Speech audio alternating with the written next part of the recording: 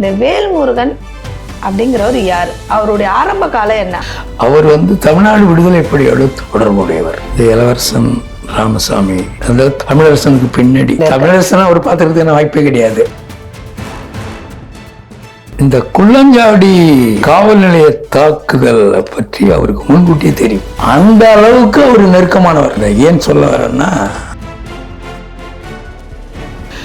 அவர்கிட்ட என்ன சிக்கல்னா, அவரு கொஞ்சம் மற்ற அரசியல்வாதியை விட ஒரு மாதிரியானவர். அவர் மற்ற அரசியல்வாதி எனக்கு ஒரு 50,000 கிடைச்சதுன்னா அந்த 50,000 கொண்டு போய் வீட்டில் வச்சுக்குவான். வேலுமுருகன்ட்டு 50,000 கிடைச்சதுன்னா 25,000 வச்சுட்டு 25,000 கட்சிக்காரன்ட்ட கொடுத்துருவார். ஒரு ஆளை பிடிச்சி இந்த பணத்தை கொண்டு போய் அவங்கள்ட்ட கொடுன்னு சொல்ல மாட்டார். சரி, நேரடியாக கூப்பிட்டு கொடுத்துருவார். அதுக்கு என்ன காரணமா இருக்கும்? அதுக்கு காரணம் தான் அவர் ஒரு தடவை சொல்லிட்டார். என்ன சொன்னார்னா, என்ன திமுகவுக்கு போக சொன்னது ஐயா மணியரசனும் சீமானும் தான். அது ஏன்னா அதுதான் அவர்களுடைய அது என்ன அரசியல்னு எனக்கும் தெரியல. அது சீமான் ஒத்துக்கிட்டார்.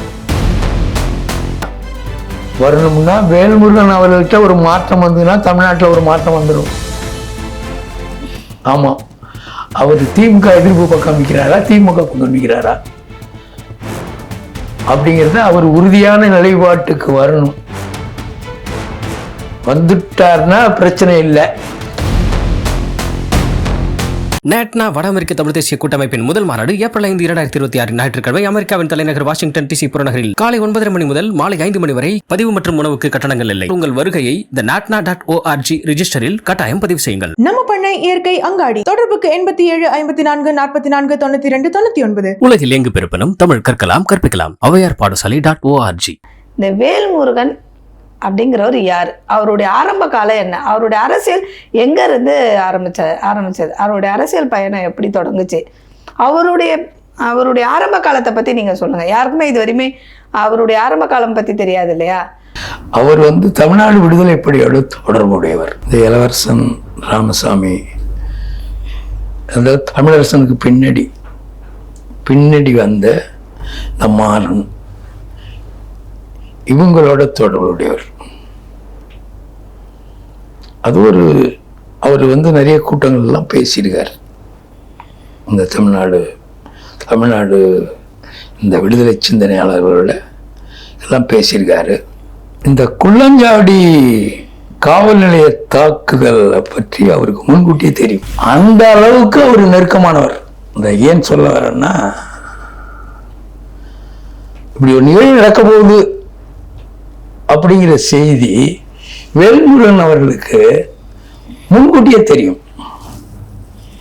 அந்த அளவுக்கு தொடர்புள்ளவர், அமைப்போட தொடர்புடையவர்.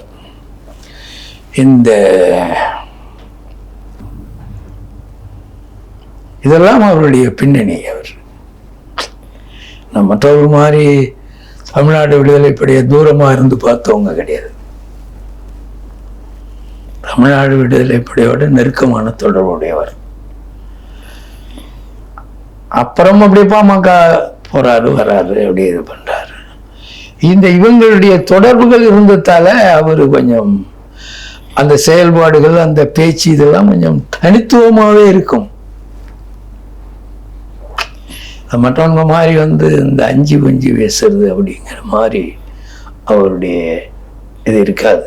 தமிழ்ன உணர்வு என்பது மற்றவர்களை விட கொஞ்சம் கூடுதல் தான். அது இன்னைக்கு என்ன செய்யறாருங்கிறது அது வேற, இது வேற. அன்றைய அவருடைய நிலைப்பாடு என்ன அப்படிங்கிறப்போ அந்த அளவுக்கு இது உடையவர். அவர்கிட்ட என்ன சிக்கல்னா, அவரு கொஞ்சம் மற்ற அரசியல்வாதியை விட ஒரு மாதிரியானவர். அவர் மற்ற அரசியல்வாதி எனக்கு ஒரு 50,000 கிடைச்சதுன்னா அந்த 50,000 கொண்டு போய் வீட்டில் வச்சுக்குவான். அவன் பிள்ளை பொண்டாட்டிக்கு அப்படி செலவு பண்ணுவான். வேலுமுருகன்ட்டு 50,000 கிடைச்சதுன்னா 25,000 வச்சுட்டு 25,000 கட்சிக்காரன்ட்ட கொடுத்துருவார். ஆள் வச்சு கொடுக்க மாட்டார். இப்போ உங்களுக்கு ஏதாவது ஒன்று செய்யணும்னா ஒரு ஆளை பிடிச்சி இந்த பணத்தை கொண்டு போய் அவங்கள்ட்ட கொடுன்னு சொல்ல மாட்டார். நேரடியா கூப்பிட்டு கொடுத்துருவார். அப்ப அவர் நினைக்கிற அந்த செயல்முறை பயனாளி என்ன நினைக்கிறாரோ அது நேரடியாக நடந்துடும். இன்னைக்கு நாம் தமிழர்ல இருந்து கொஞ்சம் பேர் வந்து நிற்கிறாங்கன்னா சும்மா நிற்க மாட்டாங்க. அவரால் முடிஞ்ச உதவிகளை கொஞ்சம் செய்யக்கூடிய, இதுதான் அவருடைய அந்த அந்த பின்புலம் இருக்கு இல்லைங்களா. இந்த பின்புலம் நிற்கிறதுக்கான காரணம் வேல்முருகன் மற்ற அரசியல்வாதியிலிருந்து வேறுபட்டவர். கருணாநிதிலாம் வீட்டில் கொண்டு போய் காசு வச்சா அதில் ஒரு பைசா எடுக்கிறது இல்லை வெளியே. ராமதாசும் அப்படிதான், கொண்டு போய் வச்ச காசு தான் அந்த குடும்பத்துள்ளாருக்கும் புரண்டுட்டு இருக்குமே தவிர அதுலேருந்து ஒரு பைசா வெளியே வராது. ஆனால் அப்படி ஒப்பிடுறப்போ வேல்முருகனை பொறுத்தவரையும் எனக்கு தெரிஞ்சு எல்லா போராளிகளும் போய் மாதம் மாதம் கொஞ்சம் ஆகிட்டு வந்துருக்கு. இது எந்த மாதிரி இருக்க ஒரு சில ஆட்கள்லாம் போகிறதில்லை. போனவங்கள சும்மா அனுப்புறதில்லை. அவர் பெரியவங்க லட்சக்கணக்கில் தூக்கி கொடுக்குறாங்கன்னா கூட தான் கையில் இருக்க ஒரு 10-5 கொடுத்து இது என்கிட்ட இருக்கியா, அப்புறம் மீண்டும் வாயா அப்படின்னு சொல்லக்கூடியவர். இதுதான் அவருடைய அரசியல் அடித்தளம் நிற்கிறதுக்கான காரணம். இது இல்லை, இப்போ சமீபமாக கூட அவர் என்ன சொல்லியிருந்தாருன்னா, நான் என் மனைவி கூட இல்லை, நான் தனியாக தான் இருக்கேன், என் சமூக மக்களுக்காகவும் பொது பணிக்காகவும் அந்த மாதிரி என் வாழ்க்கையை நான் அர்ப்பணித்து தான் வாழ்ந்துட்டுருக்கேன்ற மாதிரி ஒரு வார்த்தை சொல்லியிருக்கிறார். ஆனால் இந்த பார்வை யார் மேலே இருந்தது இதுவரை? ஏன்னா திருமாவை தான் அப்படி பார்த்தாங்க மக்கள். அவர் வந்து தனக்குன்னு ஒரு வாழ்க்கையை யோசிக்காமல் மக்களுக்காகவே வாழ்ந்துட்டு இருக்கிறாருன்னு. இன்னைக்கு அதே நிலைப்பாட்டில் தான் தானாக இருக்கிறதா இவர் சொல்கிறாரு. இப்படி 100 மடங்கு இல்லைன்னா கூட 50 விழுக்காடு உண்மைதானே. யாருக்கிட்டையும் யாரும் அவர்கிட்ட போயிட்டு சும்மா வந்ததில்லை, சும்மா அனுப்பவும் மாட்டார். அந்த அந்த குடை தன்மை கொஞ்சம் இருக்குது.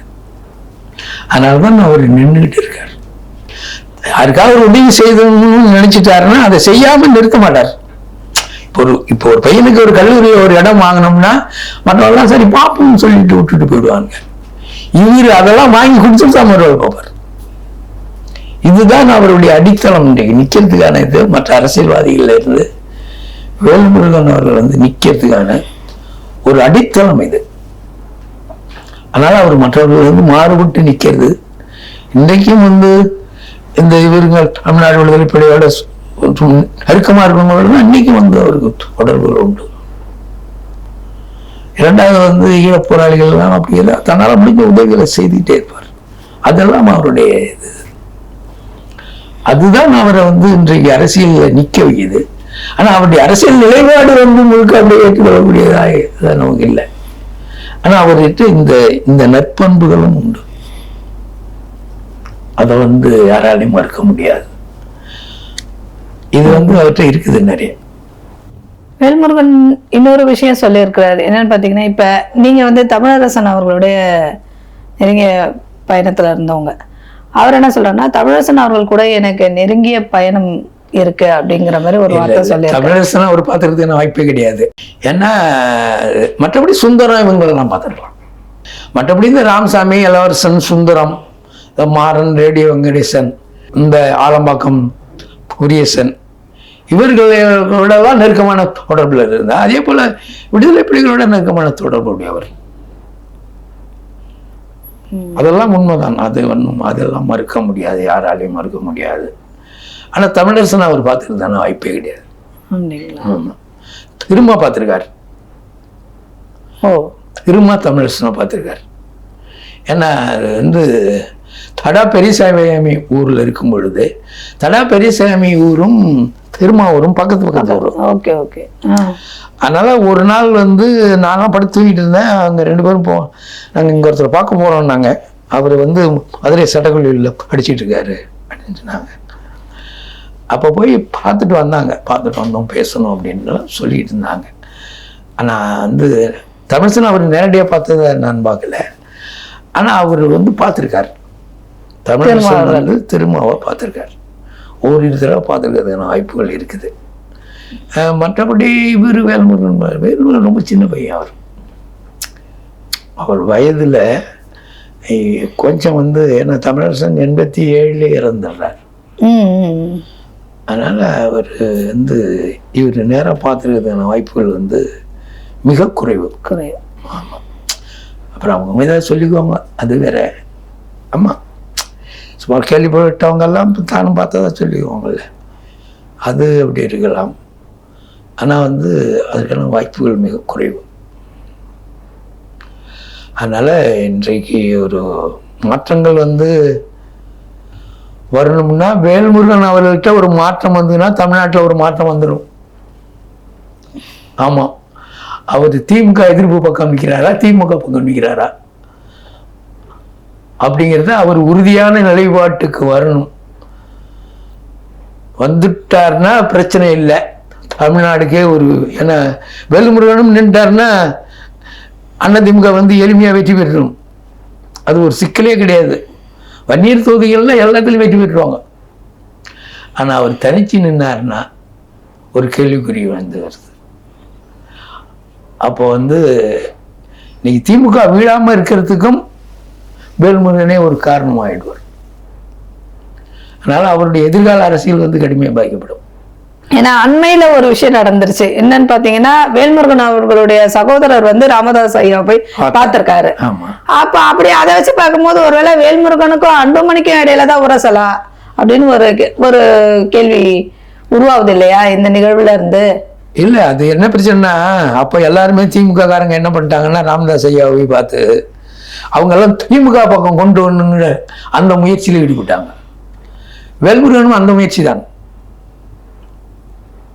அது எல்லாருமே பார்த்தாங்க. சிந்தனை செல்வன் கொண்டு போய் பார்த்தார்.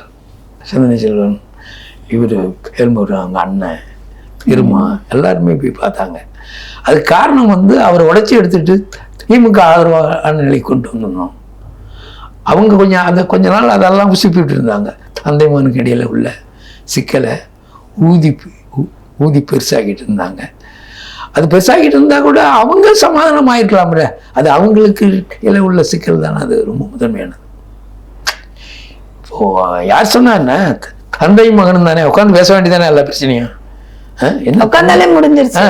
தந்தை மகன் தந்தை மகன் மகள் இவ்வளவுதானே, இந்த 3 பேர் தானே. 3 பேர் உட்காந்து பேசிக்கலாமே, என்ன பெரிய தலை போற காரியம். இவங்க அப்பா பொண்ணு அண்ணன் தங்கச்சி இல்ல அக்கா தம்பி சம்பந்தி வேற பேசிருக்கலாம், சம்பந்தியாவும் இருக்காங்க. ஆமா, அதுல அவங்களுக்கு இடையில ஒரு பரந்த மனப்பான்மை இல்லை. பணங்காசை கட்டி பிடிச்சு நிக்கிறது அது என்ன, அதுதான் காரணம். அது சரி, அந்த சூழல்லாம் இப்போ மாறி போச்சு. இன்றைக்கு தமிழ்நாட்டுடைய சூழல்ல திமுகவை எதிர்ப்பவர்களை எல்லாம் ஆதரிக்க வேண்டிய ஒரு கட்டாயத்தில் இருக்கணும். ஏன்னா அது நேற்று கூட என்கிட்ட ஒருத்தர் கேட்டார், சீமான் எடுத்து பரப்புரை பண்ணுமா வரீங்களான்னாரு. அவரே தோக்க போறாரு, அவரே எடுத்து நீங்க எப்படி எல்லாம் சொல்றீங்க? அப்படி வெற்றி பெற போறது இல்லையா? சீமான் வெற்றி பெற போறதில்லைங்கிறது எல்லாத்துக்கும் தெரிஞ்ச செய்தி தான் அது. அப்போ அவரை தோக்குறவரை போய் நாம இது பண்ணிட்டு நமக்கு திமுக தோக்கடிக்கணும் அதை நோக்கி நகருங்க. அதை விட்டு சீமானுக்கு எதிராக வேலை செய்யறது நமக்கு ஒரு வேலையா? அது ஒரு வேலை இல்லைப்பா, அது தானாகவே நடக்கக்கூடியது. நீ ஏன் அதில் போய் அதை பிடிச்சிட்டு நீ தூங்கிட்டு இருக்க? அதனால் அந்த வேலையெல்லாம் நிறுத்திடுங்க. நம்மளுடைய முதன்மை எதிரி யாரோ அங்கே மையம் கொள்ளுங்க, அதுதான் செய்யணுமே தவிர அதை விட்டுவிட்டு சீமானுக்கு எதிர்ப்பாலாம் பரப்புரை பண்ணுறதெல்லாம் வேண்டாம் அப்படிங்கிற மாதிரி தான் நான் அதை சொன்னேன்னா. சரின்னு அப்புறம் ஒத்துக்கிட்டாங்க, நமக்கு அந்த நிலை வேண்டாம். இப்போ ஈழ வேல்முருகனை பற்றி ஒரு கேள்வி கேட்டார். அவர் பாமகல இருந்து வெளியில வரும்போது ஒன்று தமிழ் தேசிய அரசியலை தமிழ் தேசியத்தை சார்ந்த ஒரு கட்சியை ஆரம்பிச்சிருக்கலாம், இல்லை அவர் சமூகத்தை சார்ந்த ஒரு கட்சியை ஆரம்பிச்சிருக்கலாம். இது எதுவுமே இல்லாம தமிழ் தேசிய நோக்கத்தோட அவர் திமுகவில் போய் ஏன் இணைஞ்சார்? அதுக்கு என்ன காரணமா இருக்கும்? அதுக்கு காரணம் தான் அவர் ஒரு தடவை சொல்லிட்டார். என்ன சொன்னார்னா, என்ன திமுகவுக்கு போக சொன்னது ஐயா மணியரசனும் சீமானும் தான். அது ஏன்னா அதுதான் அவர்களுடைய அது என்ன அரசியல்னு எனக்கும் தெரியல. அதை சீமான் ஒத்துக்கிட்டார். அதை இவரு சொல்லிட்டாரு, வேல்முருகன் சாட்சியோட சொல்லிட்டார். சாட்சியோட இதே போல இவங்கெல்லாம் இருந்தாங்க. அப்போ இது என்ன அரசியல் நிலை? அது 2009க்கு பின்னாடி இந்த நிலைங்கிறது, முன்னாடியே அப்படி ஒரு நிலை போயிருந்தா பிரச்சனை கிடையாது.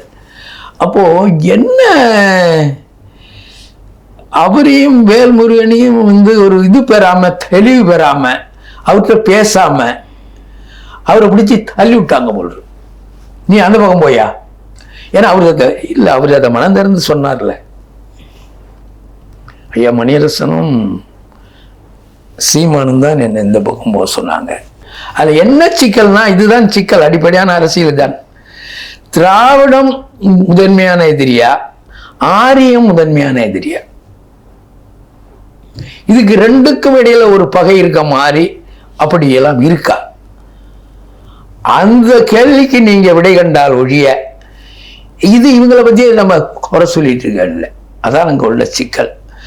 ஆரியமும் திராவிடமும் ரெண்டும் ஒண்ணுதான், அவங்களுக்குள்ள ரெண்டும் ஒண்ணா கலந்துடுச்சு. ஆரியம் வேற திராவிடம் வேற இல்ல, ரெண்டும் ஒண்ணுதான் அப்படின்னு முடிவுக்கு வராம இருக்கிறப்போ இன்னைக்கு பாசகன்னு சொல்றாங்கல்ல. அப்புறம் திமுகவும் பாசிசம் தான். 41 பேரை கொலை பண்ணா அது என்ன ஜனநாயக மக்களாட்சி? அதை கலாச்சாரம் குடிச்சு 63 பேர் செத்தாங்கல்ல. அதெல்லாம் என்ன நிலை? அது மாவட்ட ஆட்சியர் அலுவலகத்துக்கு பின்னாடியே கலாச்சாரம் வைப்பாங்க. காவல்துறையுடைய கண்காணிப்பாளர் அலுவலகம்லாம் அங்கேதானே இருக்கு.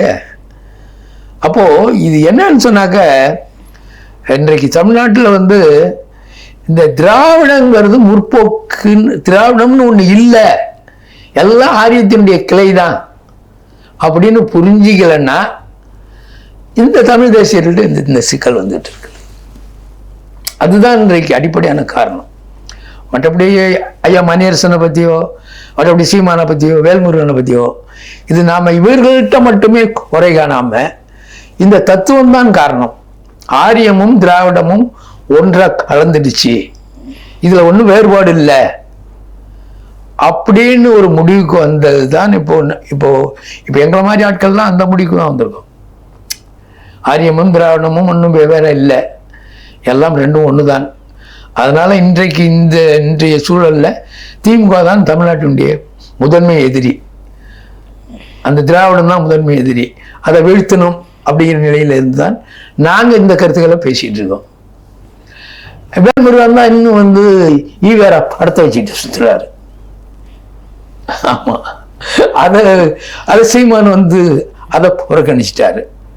அதாவது இந்த படத்தை எனக்குரிய மணியரசன் ஐயாவும் கருத்தியெல்லாம் வந்து திராவிடத்தை எதுக்குறாங்க. எது முதன்மைன்னு வரும்போது தான் அங்கே சிக்கல் வருது. அது மணியரசன் ஐயா தான் வந்து இந்த திமுக ஆட்சிக்கு வந்ததுக்கு முன்னாடி தான் இந்த திராவிடத்தை எதுக்குறார். அதுக்கு முன்னாடி அவரெல்லாம் திராவிட ஆதரவாளர், அவர் திமுகவுடைய ஆதரவாளர்.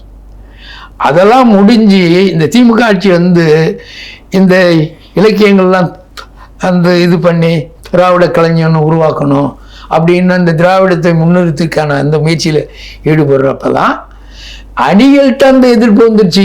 தலைவர்கள்ட்ட வரல, அணிகள்கிட்ட அந்த எதிர்ப்பு வந்ததால தலைமை தன்னை தக்க வச்சுக்கணும்னா அப்ப இந்த கருத்தை ஏற்க வேண்டிய ஒரு நிர்பந்தம்.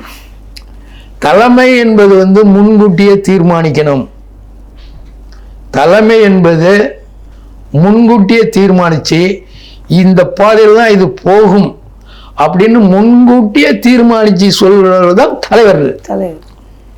அதை விட்டுட்டு அணிகள்கிட்ட கருத்து வந்த பிற்பாடு அப்புறம் ஒரு மாற்றம் வருது. அது தலைமைக்கான அழகே கிடையாது. இன்றைக்கு ஈரான் வந்து அமெரிக்கா அடிக்கிறாங்கன்னா அதற்கான திட்டங்கள் அவங்கள்ட்ட நீண்ட காலமாகவே இருந்துகிட்டு இருக்குது.